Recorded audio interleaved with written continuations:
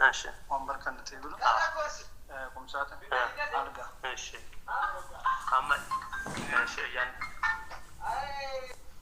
هذا ايش كان واقع نشيء أما واقع كان تران يسوي جد في كلامات تكون دبل وانا بدان مسكون جد بيك كان دبل مقتلين دبل لا مورالي ألين بيك واقع ساي ندوان دبل وامبر كان تشيرو 3 شهور ماشي صوفا 75 صوفا صابت كبا 75 أنا استعيت إن أرجع استعيت أرجع له 75 شهور استعيت أرجع له فرق روسنا استعيت إن نشتغل ماشي واقع قد بيقول نسي جد في وان غاريون تي ستاند دمو مجرى شو حياسم حياسم تشي ماذا ساعتين دمو 32 በጣም ወረደ ነሱ 35 ነበር 32 ተረጋጋ አርጋ ደግሞ 35 ሺህ ከነ ሁለቱ እንትን ኮሞዲ ነው ማለት ነው አይደል? አዎ 35 ሺህ ኦኬ አሁን ስንት ነው የነገርኩህ? ሶፋ ወንበር ቲቪ ስታንድ እና ቁምሳጥን አልጋ በቃ ያው አንድ ላይ ደግሞ የሆነ ነገር ስታይ ታረጋግጣለህ ማለት እንደ አንድ ላይ እንሰራውን ሰራና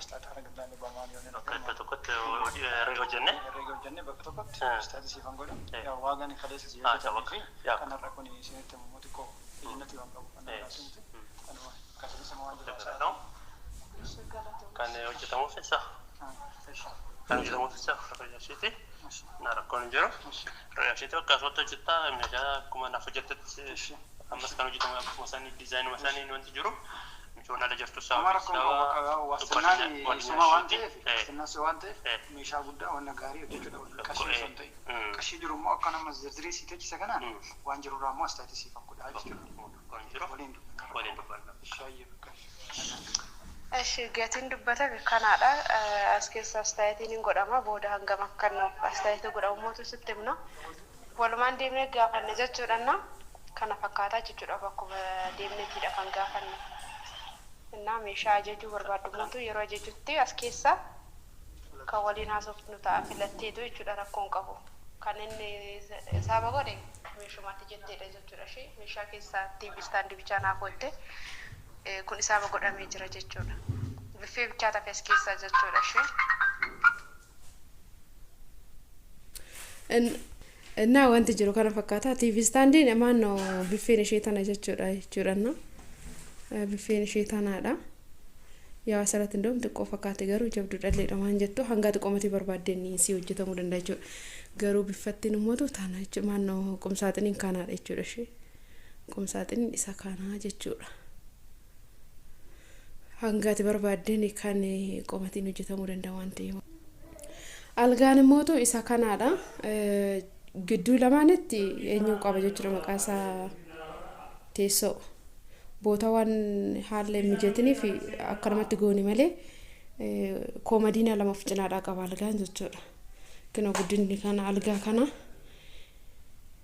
kana fakkaata jechuudha shi hanga barbaaddeen hojjetama algaan yaa'una waan nama rakkisu miti waan ta'eef kanada jechuudha garuu diizaayiniin isaa mataa duraa kanadha kan keenya jechuudha ishee እና kana fakkaata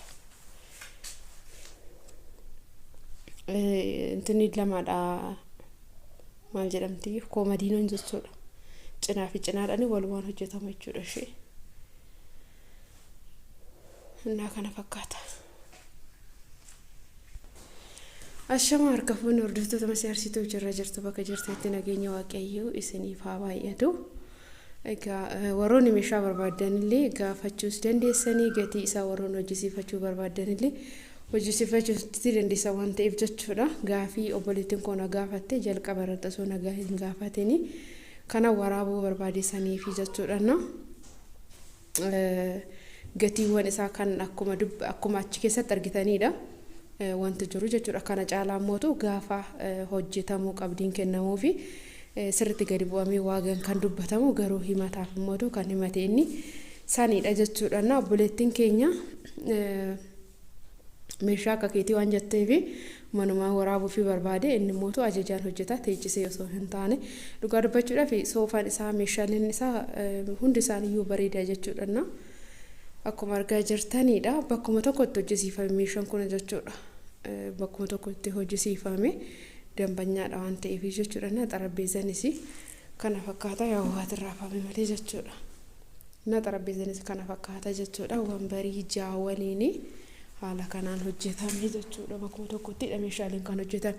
Inni garuu meeshaalee hojjetee teechisee osoo hin taane ajajaan hoggaa namni ajajate qofa kan hojjisiisee gurguruu jechuudha.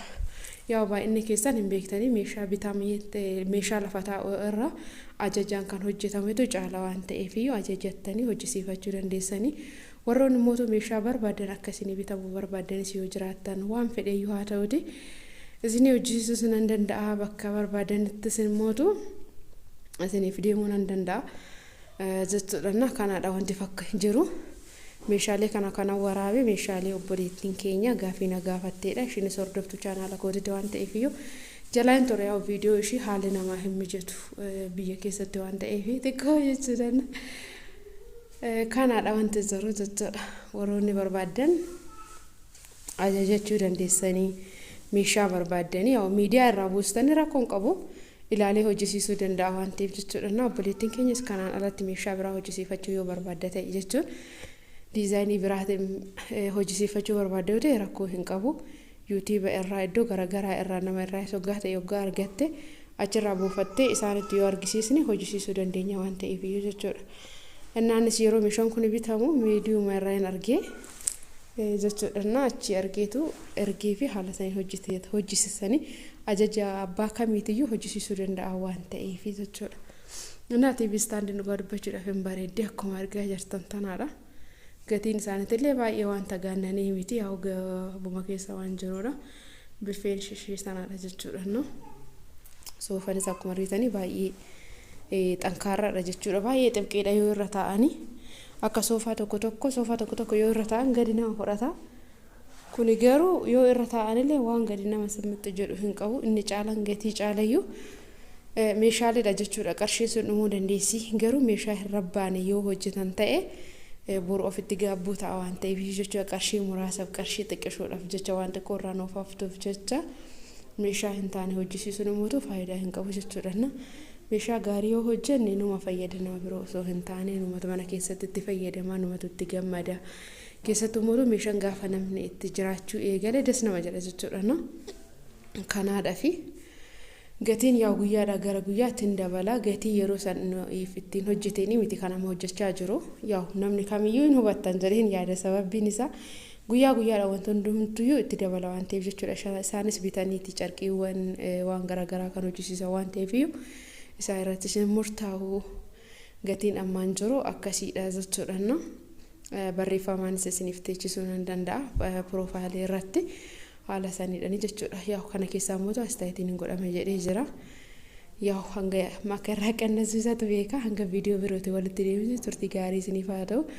Warroonni immoo akkanaan viidiyoo isinii hojjedhu wanta meeshaalee irratti gatii meeshaalee wantoota baruu barbaadan meeshaalee yoo ajajachuu barbaadan haala saniin fudhachuu dandeessaa waan ta'eef rakkoo hin qabu.